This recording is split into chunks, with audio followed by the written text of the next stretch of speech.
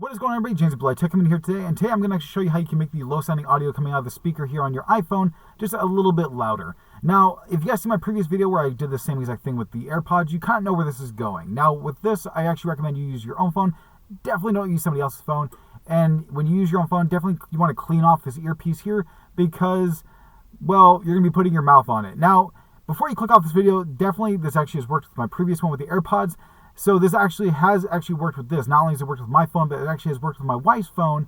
So I actually have two iPhones that this has actually worked with, where it made the low sounding audio, where it sounded like somebody was very far away when I'm on a phone call, and actually has brought it back to working like brand new.